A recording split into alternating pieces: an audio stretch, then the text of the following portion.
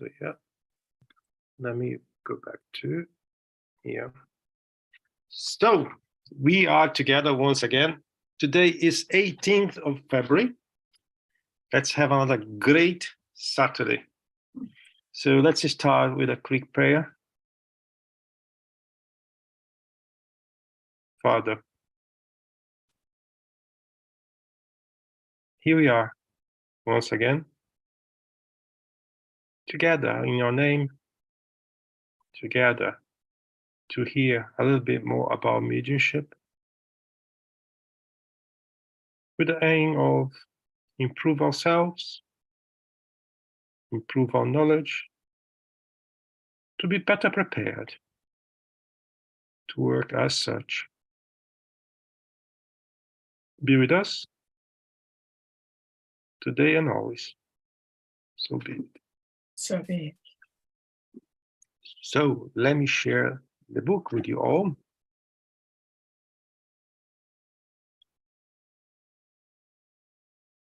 Let me just change that here. Yes. All right then, so let's start. Today we start on invisibility, item 124. We can understand that the body can take a larger appearance than its own, or an equal one. But how can it assume the smaller appearance of a child? Here we have to remember that he's talking about, making a reference about the previous chapter, the previous item where we were speaking about the different appearance of the spirit. How can it assume the smaller appearance of a child, as we just proposed?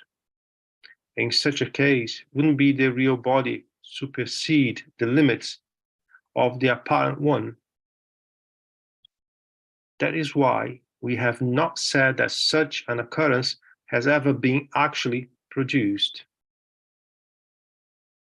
By referring to the theory of a specific weight, we simply wanted to show that the apparent weight might also decrease. As for the phenomenon per se, we will neither affirm nor deny its possibility. However, if it is indeed possible, the fact that we cannot explain it satisfactorily does not invalidate it. We must not forget that we are still at the beginning of this science, and that is still far from having said the final word concerning this point, as well as many others. I will highlight that here, because that was said by Kardec at his time, and this sentence is still very valid today. A lot of spiritists are jumping into quick conclusions and sometimes even rushing to say that's not possible for a subject. So I would recommend this spiritist to study a bit more Kardec, because himself, he said that things may be a bit different than we think today. Things may evolve, things may change, right? Once again, that is the beauty of all of us studying in group or by ourselves, because that will prepare us to have more information to make our conclusions better. If we read this test and if we do not pay attention to that sentence, it's a shame. It's a shame. Look what Kardec said in the beginning. He's not saying that can or cannot happen, this particular situation, this particular phenomenon. He's very thorough. We have to remember that everything he brought to us have been revised by the spirits. before being publicized.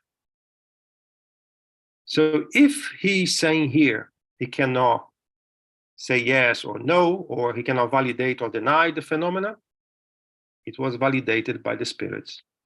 If he's saying here that we are at the beginning of this science and the final word is not yet written, it was also validated by the high elevated spirits. Why I'm highlighting that? Because it is important to us, to the future of the Spiritism, that we do not forget this. Why I'm saying it is important for the future of the Spiritism. Let's say that we still believe in Adam and Eve, and science came and proved that it's not possible. Let's say we are believing any other topic that we've been taught for centuries and centuries by the church as something cast in stone, and the science proved, and they did, that's not possible. What are we going to say? What are you going to do? Will be prepared to accept, to say that we were wrong, sorry. We have to review everything we said for the last 20 centuries. Are we prepared to do that? Human nature shows us that no, we are not prepared to do that. But if we start from the point one, saying that this is not the final word, things will happen, maybe in a century, maybe in 10 centuries, but will happen because we'll evolve, as we as a human beings are evolving too, is a bit better, will be easier to handle.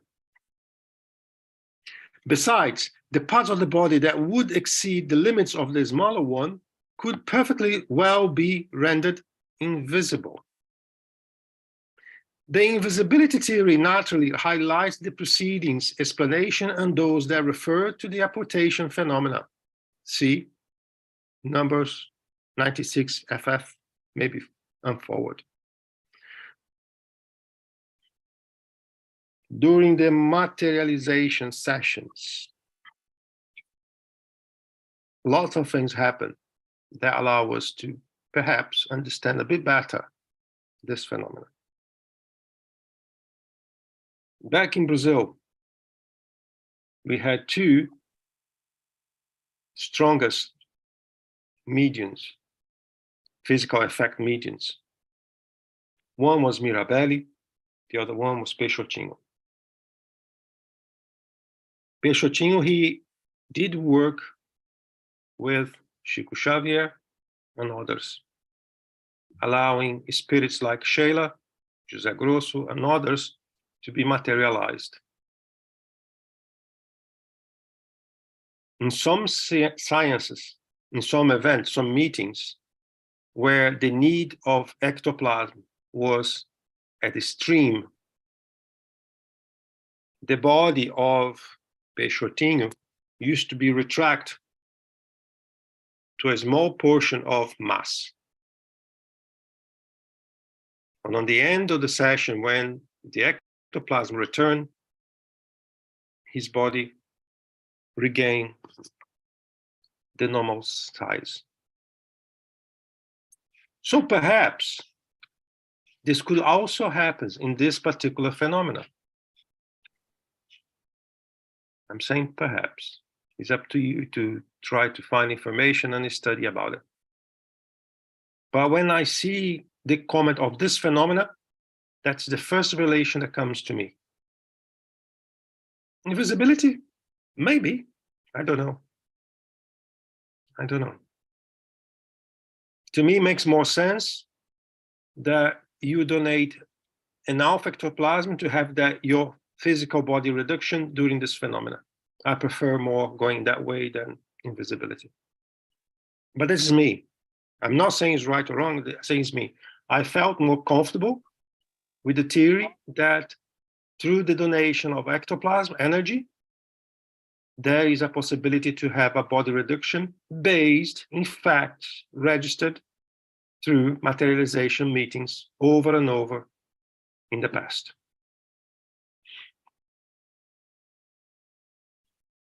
We might have added a brief discussion of a strange phenomena of agenesis, which, and extraordinary as it is, might appear at first glance, is no more supernatural than any of the others. But since we have already explained in Review Spirit, February 1859, we believe it would not be worthwhile to go into details at this time. We would simply state that it is a variety of a tangible apparition and a state of certain spirits who can momentarily assume its form of living persons so as to produce a perfect illusion. There is even discussions about Jesus being an agenary or not. Over the centuries, a lot of discussions about what is that, what is not that. And I think the Kardec's explanation is the one that also put my mind to rest, is that it's just a variety, it's just one intensity of a materialization, apparition, and then makes me more like, yeah, okay, all right. Because nothing creates nothing. Inertia does not create nothing. So I prefer to relate what I think, even if it's not 100% correct, to something that does make sense. And this sentence explained by Kardec is the one that put my mind to rest. I don't know about you, but at least that's the way I see.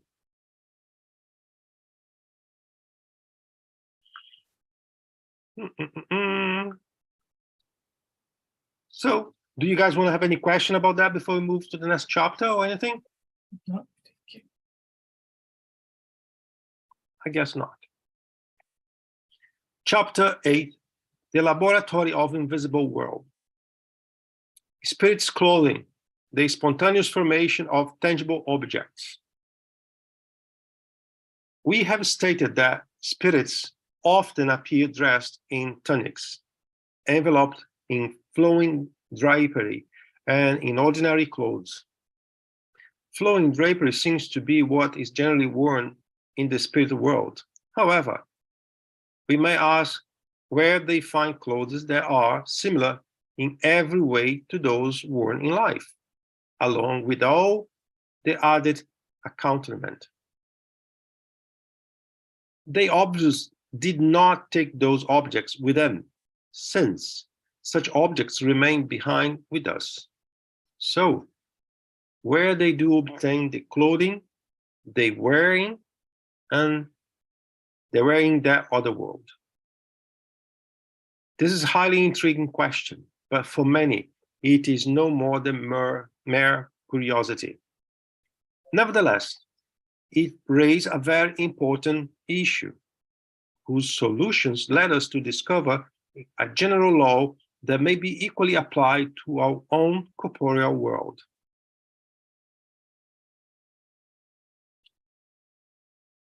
There's one thing here that I, at least in my mind, is very clear. The laws, the chemicals, the physicals, the energy, the nature laws are exactly the same everywhere, here and there.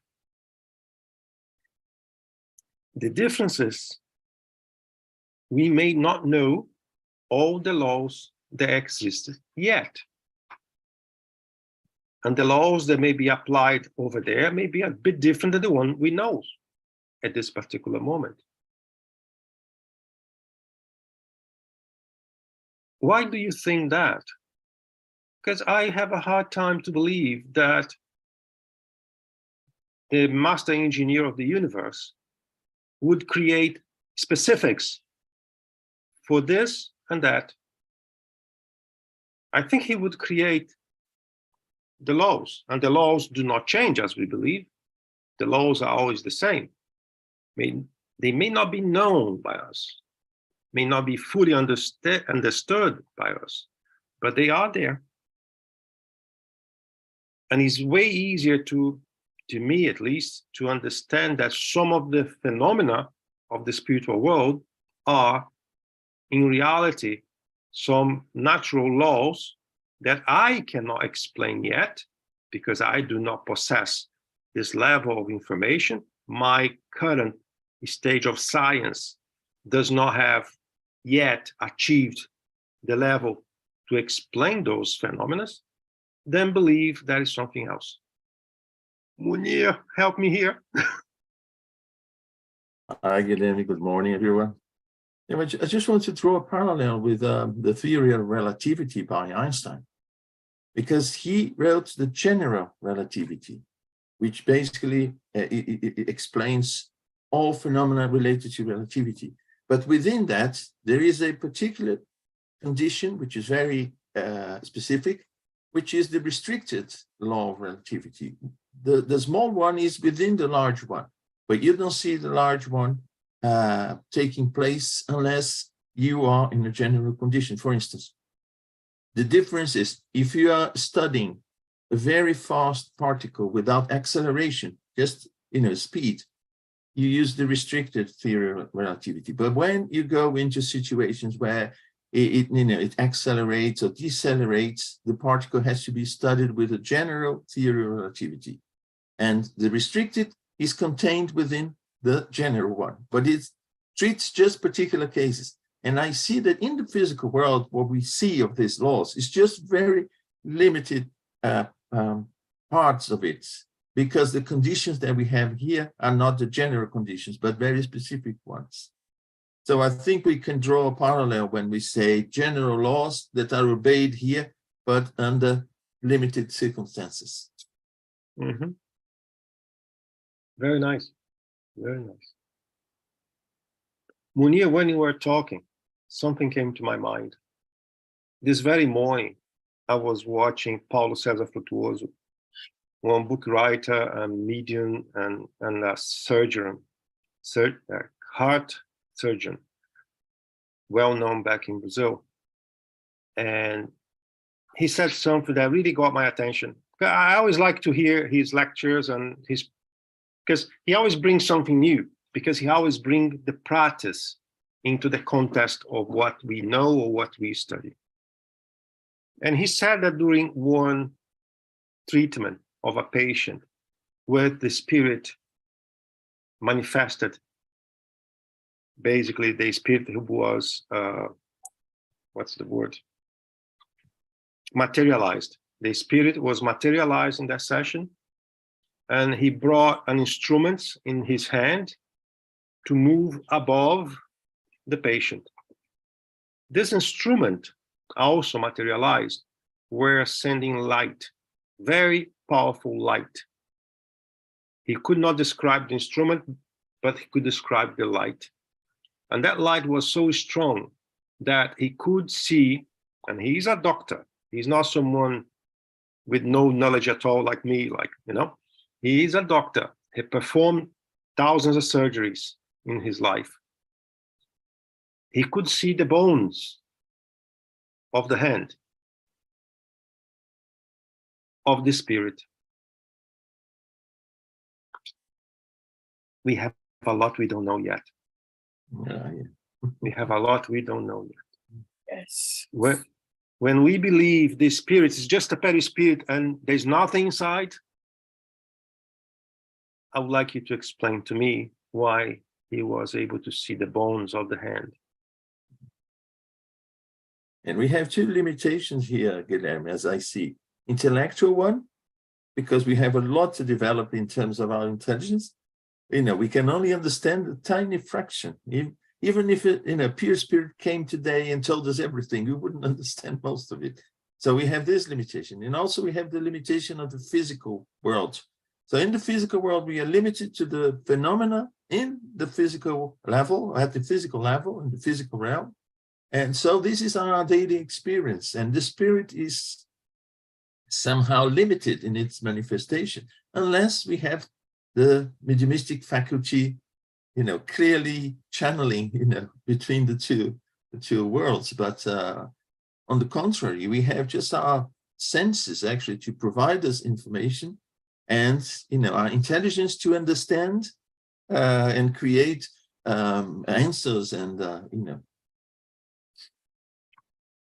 There's another limitation here that scares me at most.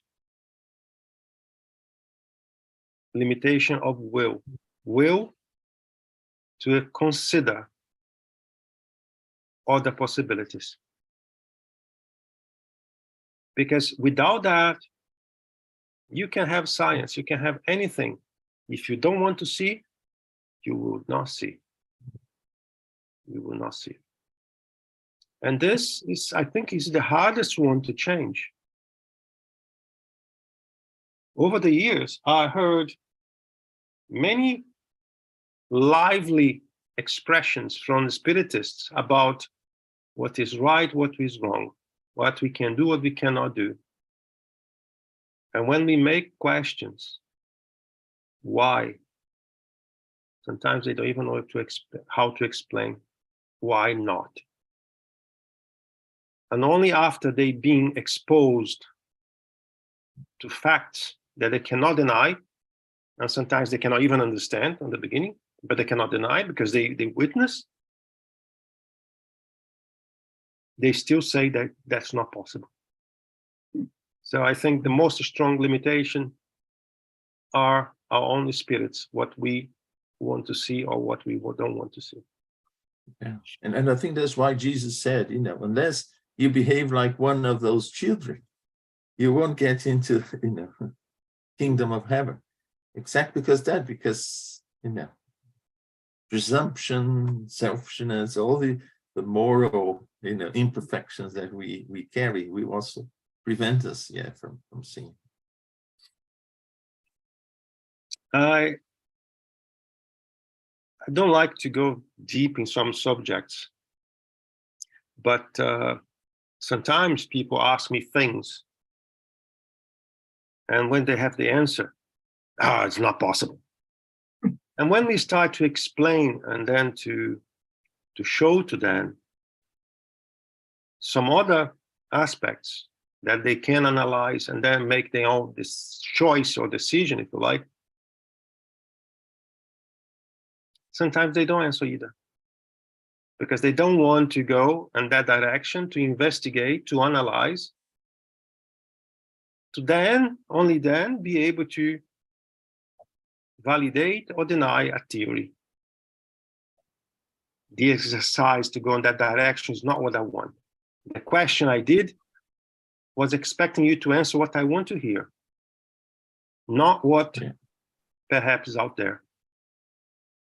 It's complicated. Yeah. Hi, Liz. Everybody. We were told that generally with people, which is very apparent now in the world, in psychology, it's called cognitive dissonance. However, it goes deeper than that. It's actually a lack of knowledge. And a lack of knowledge comes from ignorance, and ignorance endangers. Only knowledge protects. So that's why I keep on saying you need to build your being, but you cannot build your being without the balance of knowledge at the same time. That's very true. That's very true. And there is one thing, Liz. I cannot give you what I know. I cannot transfer to you what I know. It's not like, here you go. I give you a package with everything that I know or what I believe. I cannot do that. I can only give to you the direction that I have used to come to my conclusion. And even so, on the end, it's up to the individual to see if they're going to use that or not. Absolutely right. If they haven't actually done the research and everything themselves, they can't own the answer. And many people have actually asked me, well, I want to have all your knowledge. Can you share all your knowledge? You seem to know so much about so many things. I said, no, I can't. That's your responsibility to attain it. When you attain it yourself, you can own it. When you own it, you can understand it and explain it. Mhm. Very true. Very true. I saw another hand flashing, but then the hand gone. So if that was a mistake, so be it. But if you want to ask something or make any comment, please do so. Numerous facts have complicated the subject and have exposed the insufficiency of suggested theories. Up to a certain point, the existence of clothing per se would be acceptable because we could regard it as being in some way part of the individual.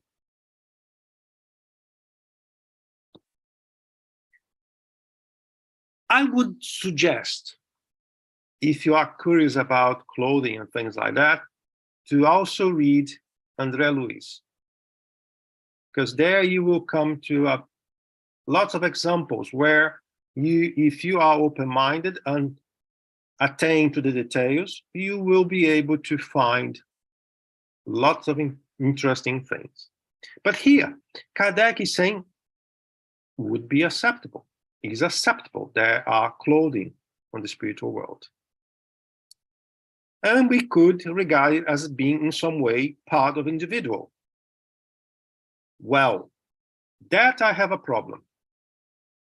If that's the interpretation, is one thing. I know, is Charles here today? Because normally he follows that in the... Yes, yes. Charles, bonjour. Bonjour.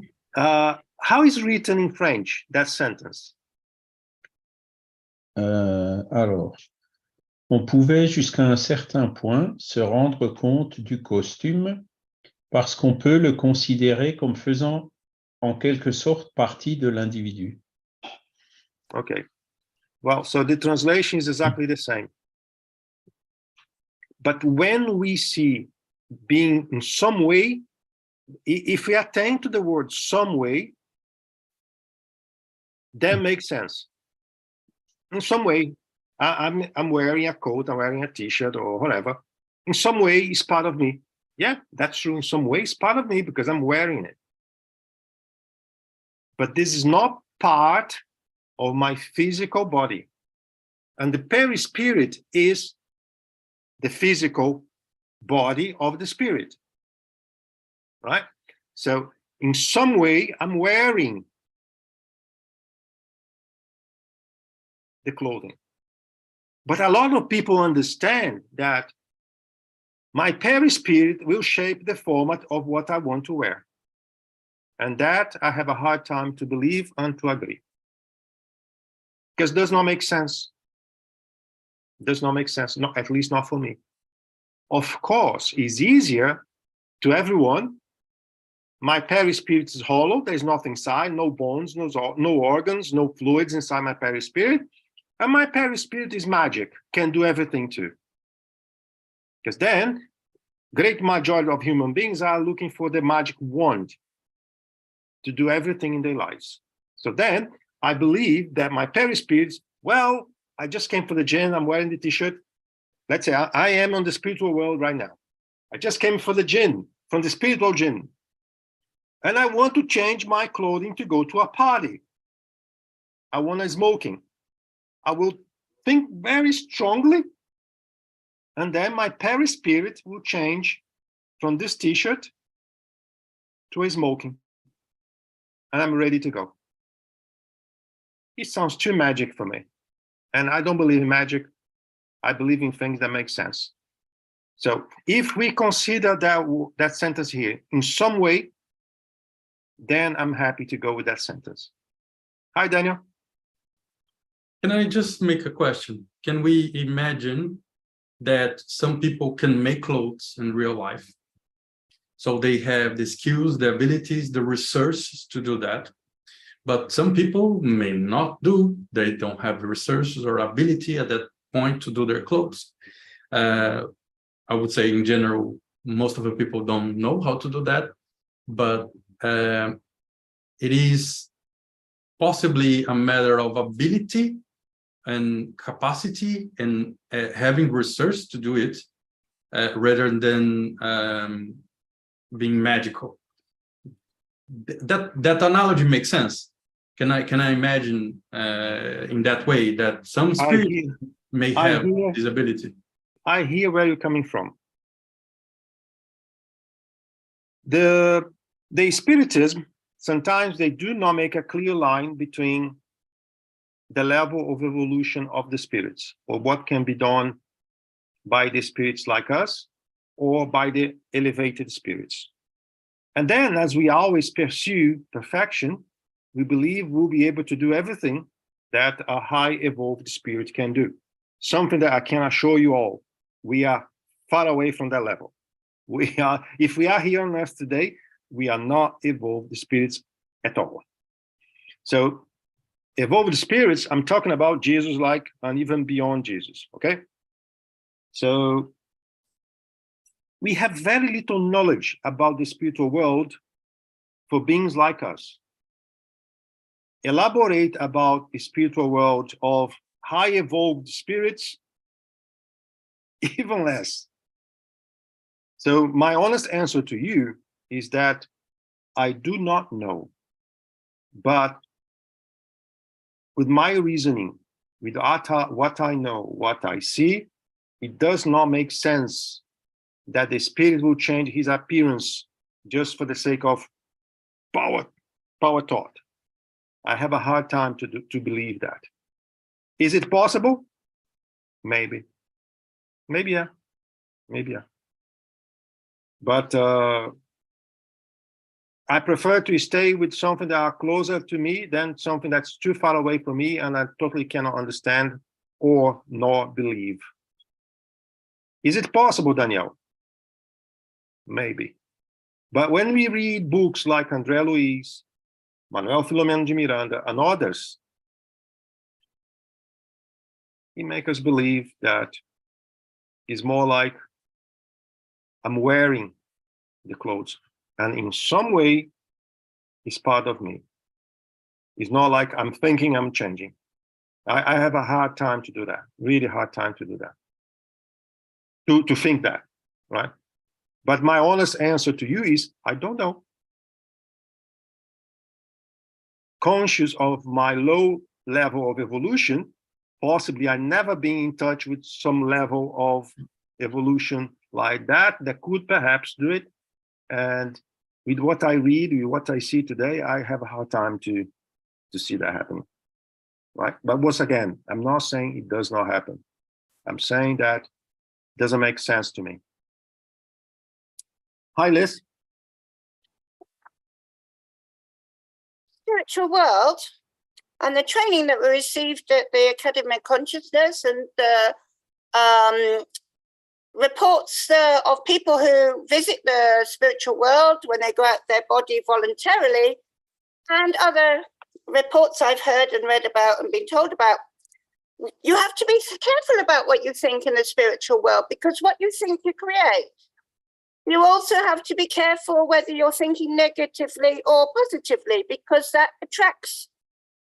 And so if you wanted to wear clothing, you can imagine it, I suppose it's a manipulation of energy and gravity waves, consciousness, but you can create clothing, whatever you want to wear, by purely thinking about it in the spiritual world. Just like you get volition, you think, oh, I want to go so-and-so place. You think about it and you're instantaneously there. So, and you get 360-degree vision, don't you? You're not just limited to two eyes in front of you. So I think with the clothing, spirits, when they want to manifest, or when they show themselves to mediums even, they choose what they want to be seen in. So you're saying that they do everything by the power of thought? Free will, yeah. No, free will is one thing. Power of thought is another thing. So you are saying they do everything by the power of thought? It's a combination, isn't it? It's mixed in with gravity and consciousness. I have a different opinion, as you know, beforehand. I respect your opinion, but I'm stick with things I can find within the Spiritism. and Allan Kardec and André Louise, and that is my environment. So I cannot comment on whatever is outside because I don't know. But there are things that doesn't make sense to me, as I said. Hi, Munir. Hi, good evening. I see this first sentence as a possibility up to a certain point, could, saying that yes, to a certain point we could understand when it comes to clothing, but it's going to say about objects. And then, you know, I think Kardec doesn't close that door, but doesn't accept what is there. He said, yeah, we may even contemplate in accepting that or something like that, but he hasn't said it is like that, you know, it is regarded, or it could, you know, we could regard it, it would be acceptable. Yeah. So he says, yes, to a certain point, we can consider going along that way, but it doesn't go that way. I mean, yeah. So let's move on a little bit. However, the same cannot be said regarding accountments. Why not?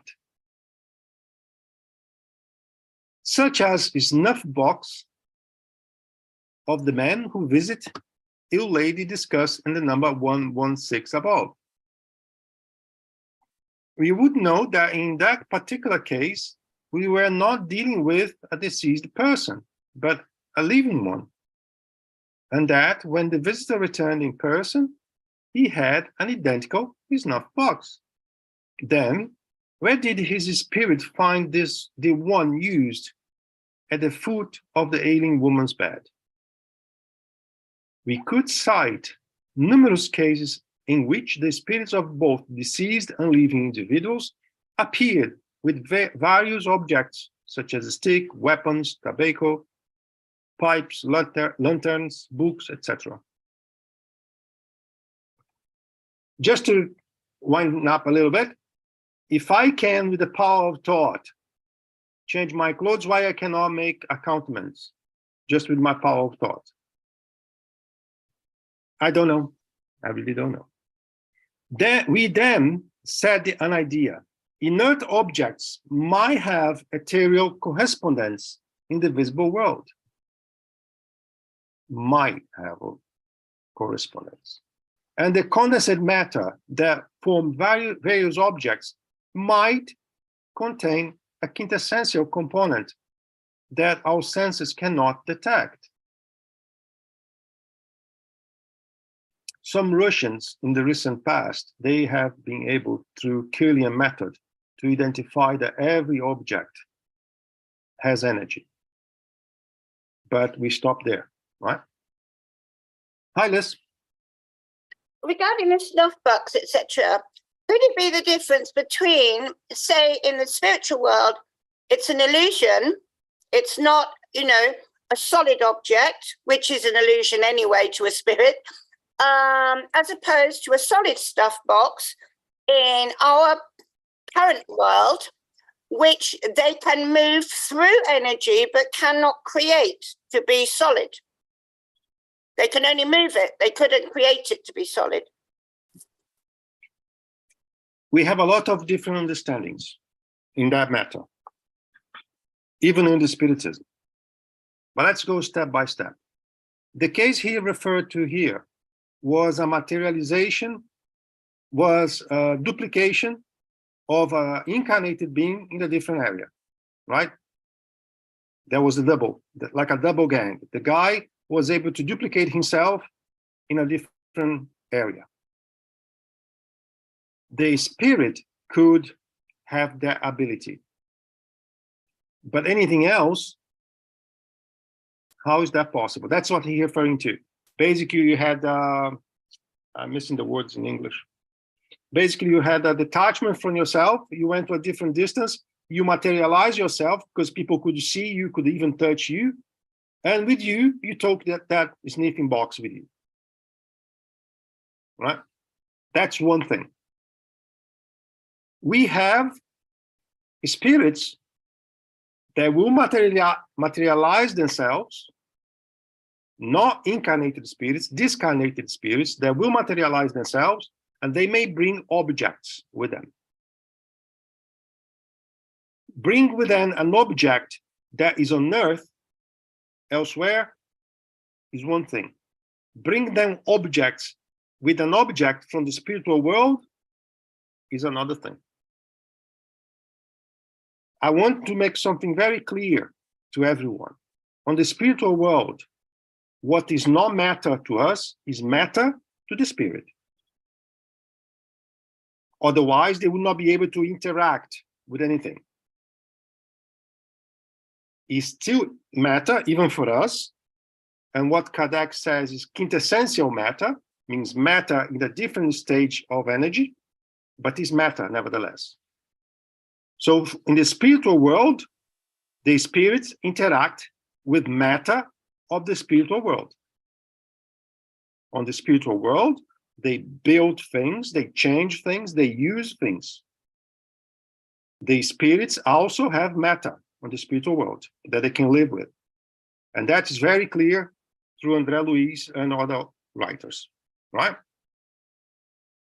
So I cannot have a definitive answer how that is possible or not possible, because I truly do not know. But I can identify different situations where you may have an object that is on earth appearing elsewhere with a materialized spirit. There is one Sai Baba. He was a kind of Indian guru. I think he passed away already. If you come to have a visit with him, you would ask him something. He was like of open a window. He would put his hand and he would take something and give to you. How is that possible? During the materialization sciences back in the day, the spirits, they used to materialize objects during the science. Some objects, after a period of time, disappear, dematerialize. Some objects can be found today in museums. How is that possible? I can relate to the one that has been materialized and dematerialized was using ectoplasm from the mediums. But the ones that have been materialized and remains, they were using a different type of ectoplasm from animals or more, and I prefer to believe from the vegetal world, or even other matter manipulated by the spirits to elaborate that thing that is material, is tangible to us. Because what we know is that the ectoplasm that goes, they will return to the medium. So could not have that permanent effect using human ectoplasm. But at least that is the little I know. So when we drill down things like that, we have to be prepared to read a lot, chase a lot of books, trying to find a lot of information, and it's not always straightforward. Did I help with my answer, Liz? Yeah, it's there are so many different parts to actually include in order to explain it. And as you quite rightly said, it's so different in spiritual world down to, you know, the physicality of our planet.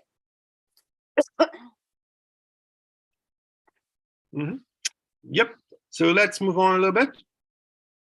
Although this theory was not devoid of probability, it could not explain all the facts.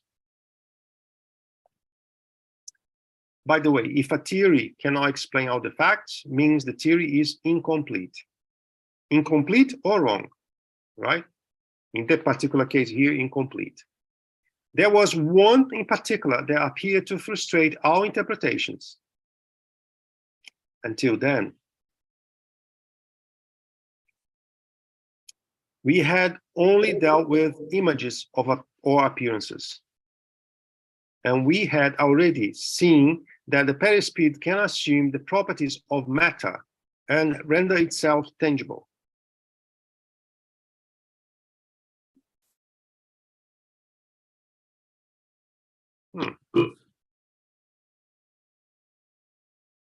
I never have observed that comment here. The perispirit can assume property of matter and render itself tangible.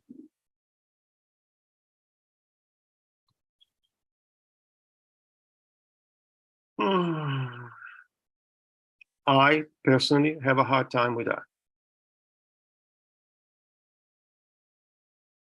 My perispirit is like my physical body of my spirit, right? How can I cut my finger to create something with my finger?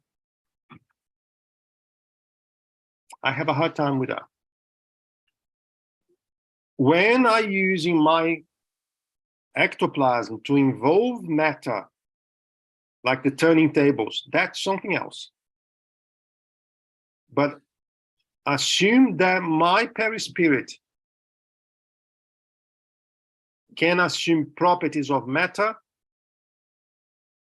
I'm saying me, I'm not talking about spiritism. I have a hard time to deal with that. Hi, Munir.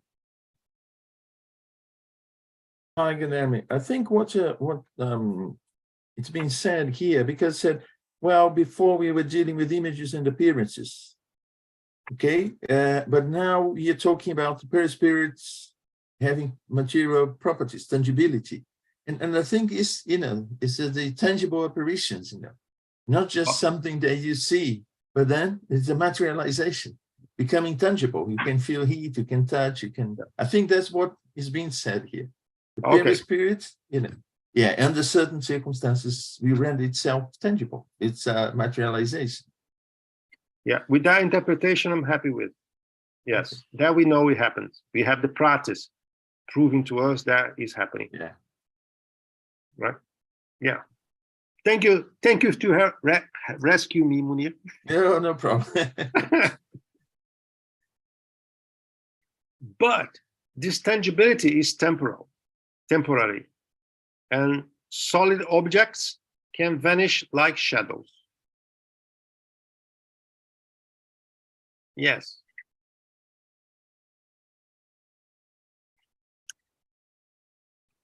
Help me out, Munir. What do you understand here on this one? I understand it said the same way it appears, it disappears. I mean, the objects, they appear in front of you and they seem to be solid and they will vanish like shadows as well. What he's saying is that materialization is temporary, the tangibility is temporary. But it's that's not how related. I see it. Yeah, but It's it's not related relating to objects disappearing. Yeah, objects that were there, always there, disappearing. So and, in that part here would be the use of ectoplasm to materialize object, not my perispirit. Yeah, he's reporting the facts. He's not explaining them so far. Okay. That's how I see it. Yeah.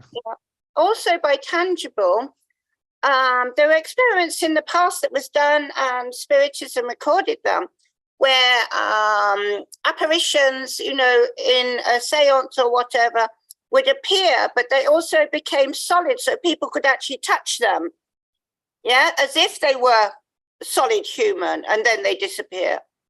So we know that took place, or there are things that you can feel, you can touch, and it's solid, and then it goes again. Yep. Such a phenomenon is in and of itself quite extraordinary.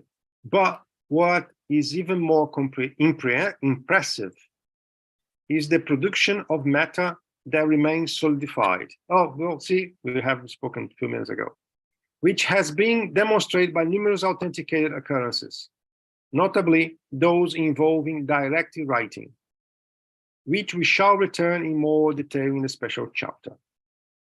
However, since these phenomena are intimately connected to our present subject and represent one of its more positive manifestations, we shall anticipate the order by making a few preliminary remarks at this time.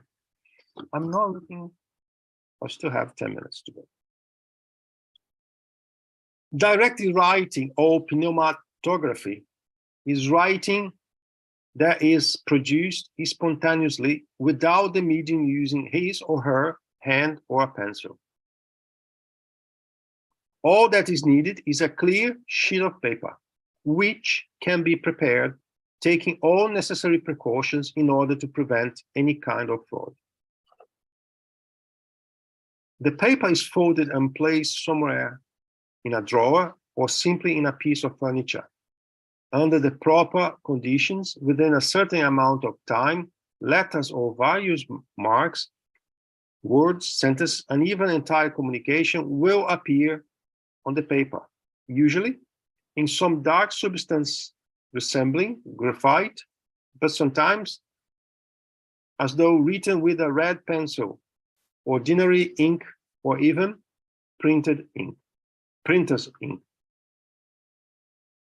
Such is the phenomenon in its simplest form, and whose reproduction, although not very common, is not the rare either. For there are mediums that can induce it very easily.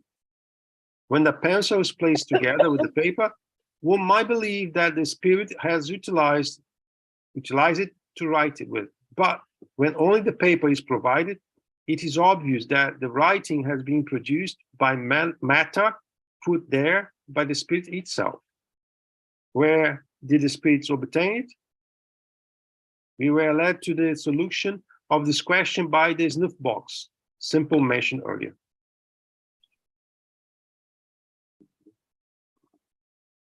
We have to think that in the 1800s, lots of phenomena were required to get attention to what has been started, to what Kardec had to do, what Kardec were bringing forward.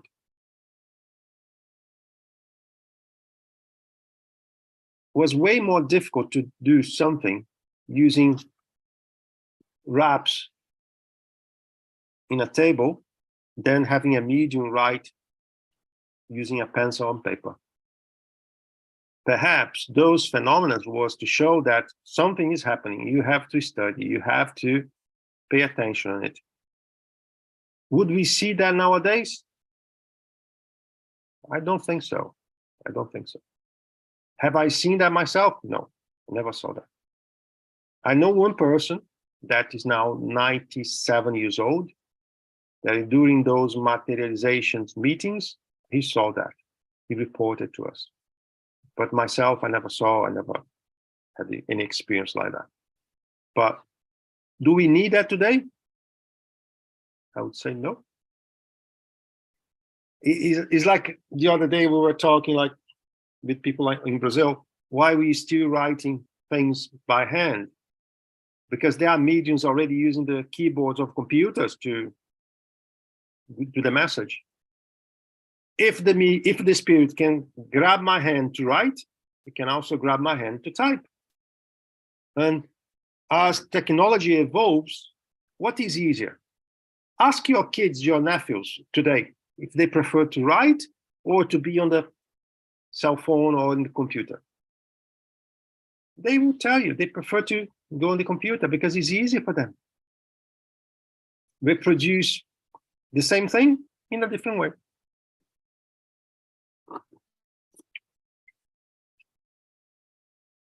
By the way, what we are doing here is already an innovation, right? We are talking through a computer like we were face-to-face. We are studying, having a marvelous piece of technology for us today. Who can predict in 50 years' time how we'll be able to have those studies? Now that we have brain implants and things like that are coming, perhaps we won't need a computer anymore. We just need all time, okay? And then somehow we will be there connected. And who knows, even through telepathy one day, who knows? St. Louis gave us, what time is it? I'll read the number one. St. Louis gave us the solution with the following response. We have cited a case involving the apparition of a living person spirit who carried a snuff box and took pinches from it now and then. Did he feel the same sensations that we would feel in such a case? No. The snuff box had the same shape as the man habitually used at home. Was the snuff box that the spirit was using an appearance? It was made to look like the real object in order to be noticed, and so that the apparition would not be taken to be only hallucination, because by the serious state of health. The spirit wanted the lady to believe he was really present, and so he took all the appearances of reality. You have said it was the appearance, but an appearance is not actually real. It is like an optical illusion. We would like to know if the snuff box was an unreal image or if there was something material about it. I like the answer. Of course there was. It is with the help of this material principle that a perispirit can appear dressed in clothes similar to those that it wrote while alive. Of course there was. It is with the help of this material principle that the perispirit can appear dressed in clothes similar to those who are alive. Obviously, we must understand the word appearance. That means aspect, imitation. The spirit was not carrying the real snuff box. It was only a representation of it. Hence, it was appearance when compared with the original, although composed of material substance. So basically here he's saying that the ectoplasm was used to elaborate that snuff box. And now we'll stop here because we will have more next week. We'll just save, stop sharing. Sharing? Yeah, okay, thank you.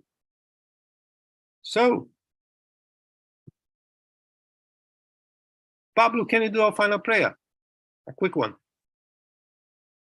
Sure. Dear Master Jesus, spiritual benefactors, thank you for one more session of sharing knowledge, discussion in good spirits to try to better understand how the spiritual world and how perispirit, how spirits, how they function, how they work. So thank you once again, and may we try to always go further with our own studies, and may we retain what was shared with us today. Thank you, and so be it. Thank you, everyone. Looking forward to see you all again next week. Have a great weekend. And See you. to Thanks. Thank you. Bye, people back everybody. in Brazil, Bye. if there's Thank any, you. God bless. Bye. watch out.